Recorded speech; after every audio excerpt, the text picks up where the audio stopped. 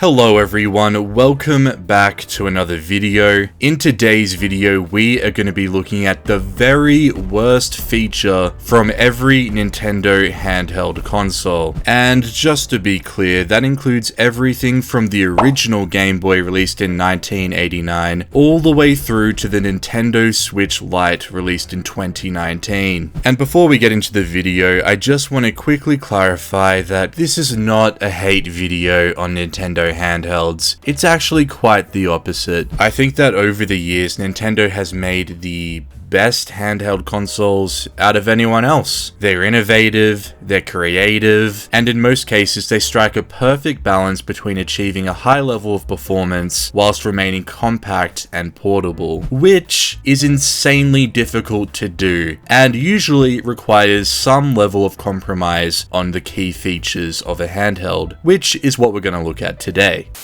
Introducing Game Boy. It's portable, it's in stereo, and its games are interchangeable.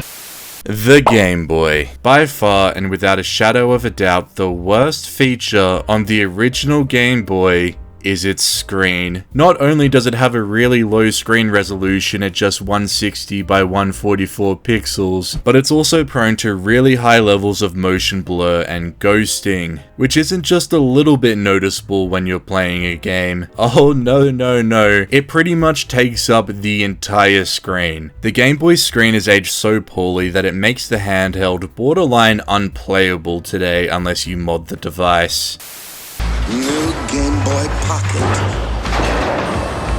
It's smaller. Next up, we've got the Game Boy Pocket, and this was probably the hardest Nintendo handheld to find a legitimate feature that sucks on it. Overall, the Game Boy Pocket is an amazing little device. However, I will say that the worst feature on this handheld is the quality of the internal speaker and the headphone port, which both suffer from a significantly quieter and lower sound output compared to the original Game Boy, which, by the way, was released 7 years before the Game Boy Pocket. I couldn't find a commercial online for the Game Boy Lite, so I'm making my own. It's a Game Boy, but it's lighter. Game Boy Lite. By now, terms and conditions apply. Please subscribe to the channel or else I'll cry. The Game Boy Lite. By far, the worst feature on the Game Boy Lite is the lack of a color screen. The Game Boy Lite came out in 1998, which, by the way, was the same year in which the Game Boy Color came out, and it still had a black and white screen, which pretty much made the entire handheld completely redundant, because whilst having a backlit screen is amazing, it's just completely outclassed by the color screen on the Game Boy Color, as it essentially means that the Game Boy Lite significantly lacks in graphics and visual aesthetics on literally any game you put into it compared to other consoles at the time. Escape to a world of color for each and every Game Boy game. New Game Boy Color.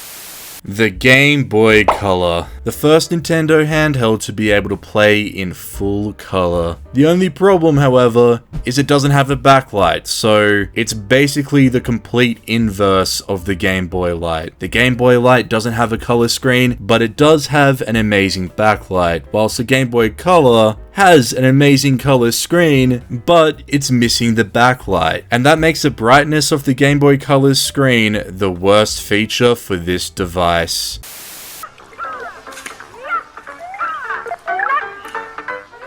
Game Boy Advance. Console quality gaming anywhere.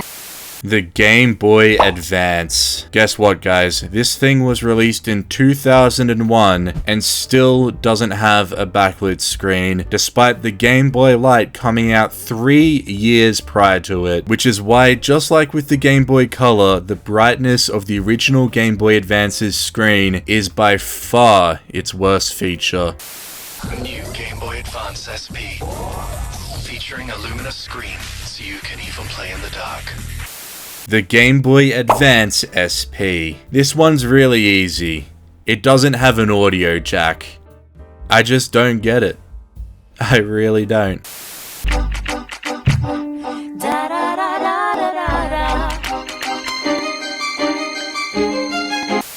The Game Boy Micro. This is probably the perfect example of a handheld that sacrifices its features to be able to maximize its compactability and portability, which subsequently resulted in a lot of pretty bad features on this thing, and the worst of them all was the lack of backwards compatibility. Unlike the original Game Boy Advance and the Game Boy Advance SP, the Game Boy Micro cannot play original Game Boy or Game Boy Color games.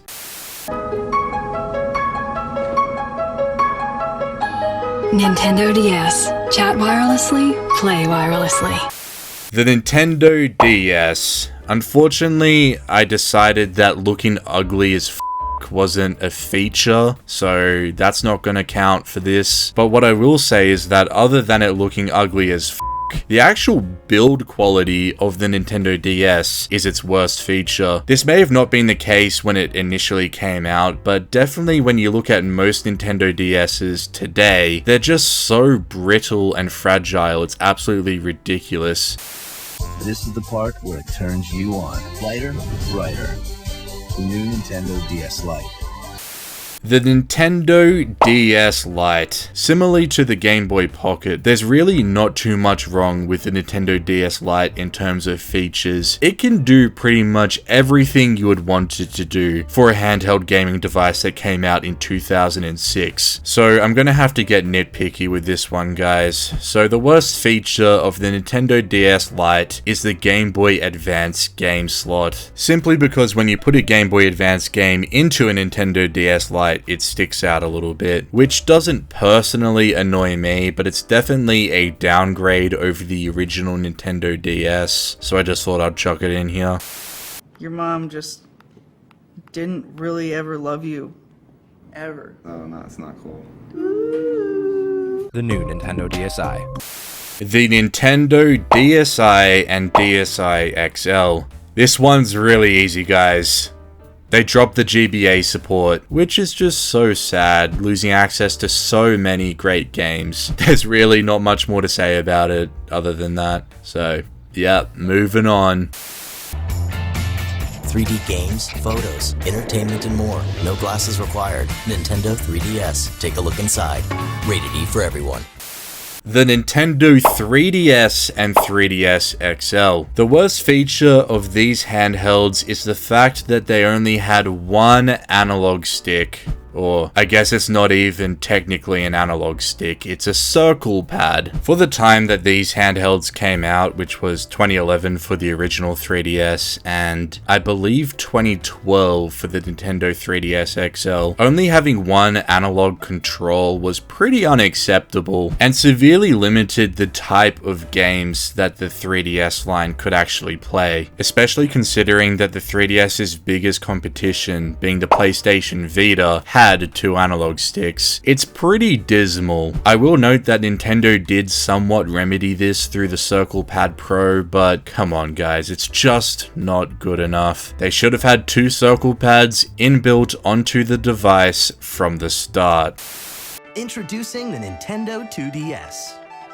The newest way to play Nintendo DS and the best new 3DS games in 2D. The Nintendo 2DS. The worst feature is literally in its title. It can't play 3D. New is good.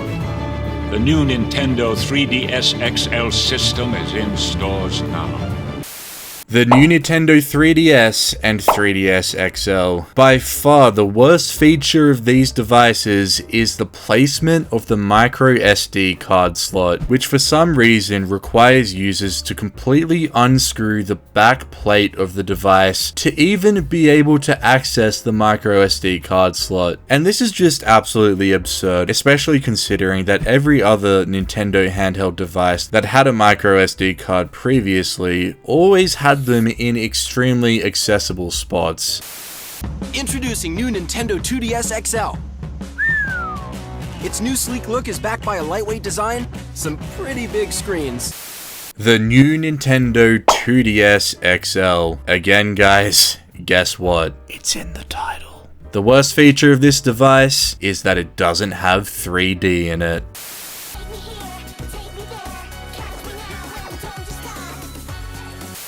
The Nintendo Switch Lite. Similarly to the Game Boy Pocket and the Nintendo DS Lite, this one doesn't actually have a lot of compromises on major features. However, one that I did find was the Nintendo Switch Lite's inability to be able to play games in tabletop mode, which isn't a big deal, but it does limit the device's games to play some select few Nintendo Switch games, such as Mario Party. But other than that, it's pretty good. So with that, that wraps up the worst feature from every Nintendo handheld console. If you guys think that some of these actually have an even worse feature than the one I brought up in the video, you should comment that down below. I'd love to hear what you guys have to say. Anyways, with that being said, that wraps up the video, so I'll see you guys next time.